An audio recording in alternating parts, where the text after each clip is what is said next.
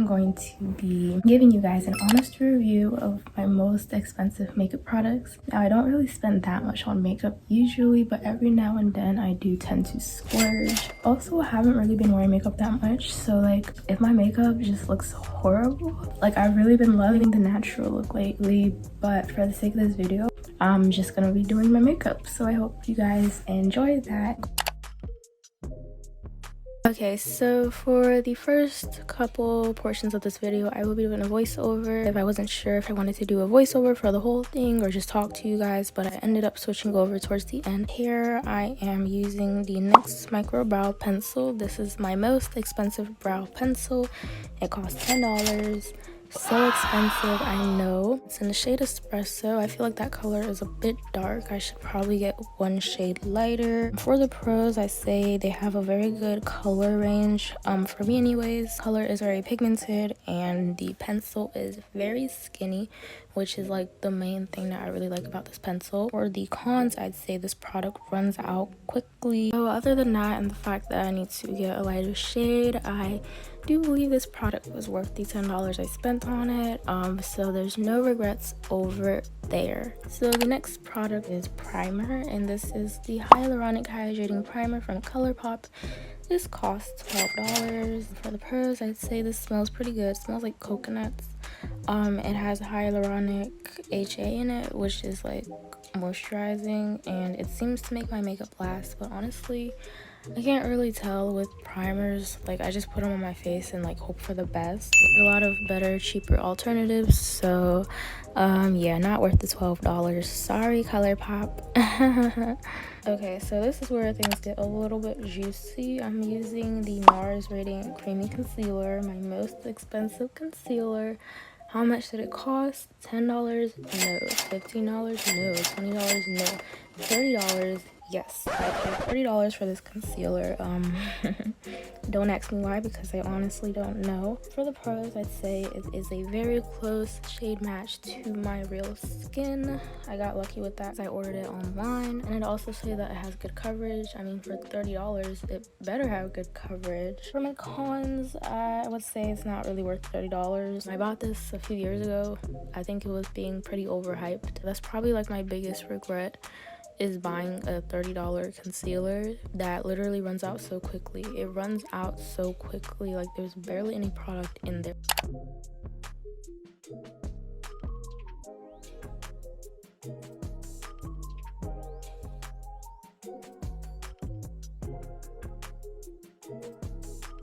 Now I'm going to talk about my base product. My most expensive base product is actually a tinted moisturizer. It is the Sephora Matte Perfection Tinted Moisturizer in the shade 14. It was $18.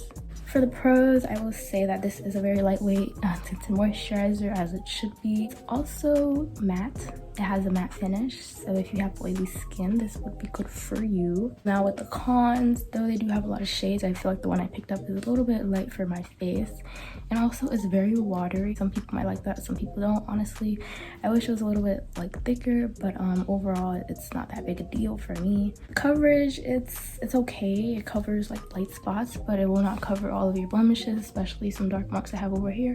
It will not completely cover that because it is a tinted moisturizer and it has light coverage, but you can build this coverage up but still leave some of my blemishes visible, which is like expected. Honestly, I don't really use this much. I don't really use foundation or tinted moisturizers much, but you know, when I do, this is not a bad option, but I don't know if I would pay $18 for this again. And when you have problematic skin, it's like, is a tinted moisturizer really in your best interest? Like, you want to cover up your dark marks and stuff. For setting, I'm going to use this Peach Perfect setting powder. This is my most expensive setting powder. It costs $24.75. There was definitely a point in my life where I was like literally obsessed with setting powders, so I just bought like a ton of setting powders. This one in particular I bought after seeing an influencer using it. I love this particular influencer. It's Mela Child. She recommended it, and I bought it at the time just to find out like 1 month later that she moved on to a different powder. It was in that moment that I realized I cannot be purchasing things all because influencers recommend them, because their job is to recommend and influence you to buy stuff, and I fell for it. But never again. I still love that girl, but never again. This powder, it smells really good.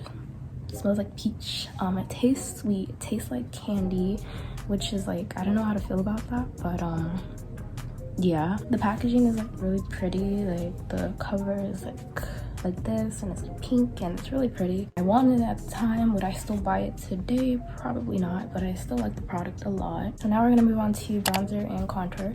So my most expensive bronzer and contour is from Morphe. It is the Morphe Bronzer in the shade Showmance. This cost $12. It's one of the cheapest ones I could find that is like actually good for my skin tone. For the pros, it's a pretty deep shade for my skin tone. It's not the easiest to get bronzers for like darker skin. Another pro is that it's pigmented. It actually shows up on my skin, which is like really good. As for cons, well, this is supposed to be the contour, this is supposed to be the bronzer. Bronzer. This doesn't really work as a bronzer. It looks more like a highlighter to me, so I kind of just like mixed the two together. Overall, I think this was a really good product for me. I don't regret it at all. I literally don't know how to do makeup anymore, so please don't judge me. Makeup is probably gonna end up looking so bad, but there's only so much I can do. Now I'm going to wipe off this powder on my face using another powder. This is my face all over face powder. It is the Sephora Micro Smooth Baked Powder. I bought this because of Alyssa Ashley. This cost $22.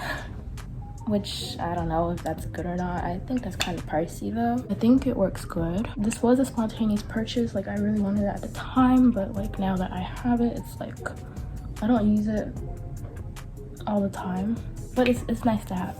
It's nice to have if my makeup is ever looking like bad. It's always nice to have it. We're going to move on to lashes, I think. I'm tired of looking like a naked mole rat. My most expensive lashes, I believe they were like $11.99. This is actually my first time putting on these lashes, so this will be fun. They're very light, they're very natural looking, which, you know, I can't really say it's a con because sometimes I want that look. I think the band is really thin, which is like great. Yeah, I seem to have forgotten how to put lashes on. Okay, now I don't really like wearing mascara, but I'm still gonna go over this because, like, I mean, sometimes if I don't feel like putting on falsies, I'll put on mascara. And I should probably put it on my bottom lashes too, but this is the Voluminous Lash Paradise Mascara. Drugstores have a lot of high quality mascaras. I realize I cannot do this on like while I'm speaking, so I'm just gonna do this real quick. So you can't even see that. A lot of people said it was a dupe for the Better Than you know what mascara. This is like my second tube. It was $9.97, and honestly I don't know if it was worth the price. I think I could probably get like a cheaper good mascara, but it's good, you know. $10 mascara is good. I mean, it better be good. If it's not, then I definitely wasted my money. I literally own one blush. This is the Milani Baked Blush in the shade Berry Amore. It was $5. I like this color. It looks really pretty, but when I put it on my face, she's not really pigmented on my skin. It will show up slightly, but I have to like pack it on. If it looks ashy, I'm so sorry. I probably need to get like another color, or I might just have to try out a new blush that's like more pigmented and meant for like darker skin. I still feel like it's not showing up, and I'm like eating this thing, you know. So is it worth $5? Yeah, but honestly if this was on a lighter skin, it would probably look a lot better, but you know, dark skin struggles or whatever. I guess we can talk about highlighter. I don't really wear highlighter like that, but this is the ColourPop Super Shock Shadow. This is the shade Avalon. I don't really like using a highlighter I'm just not a fan of it. But this is a very pretty color.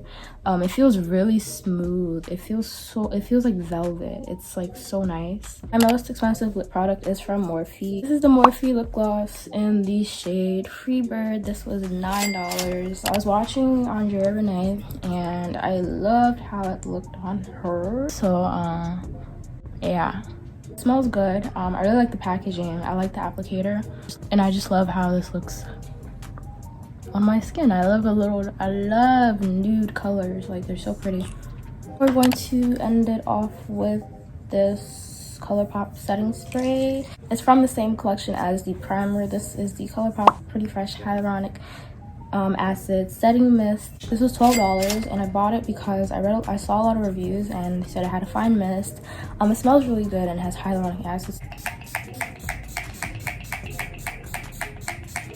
It smells like coconut. I think the fine mist is probably like the top thing I like about it. Is that it? Am I done? I think I'm done. This is the final look. I know. Basically a review of my most expensive makeup products. If you guys enjoy this video, please don't forget to give it a thumbs up. Let me know what you want to see next, and if you enjoy this type of video, please do let me know. I will talk to you guys next time, and I will also show you guys my makeup in some better lighting because I know it's a little bit dark in here.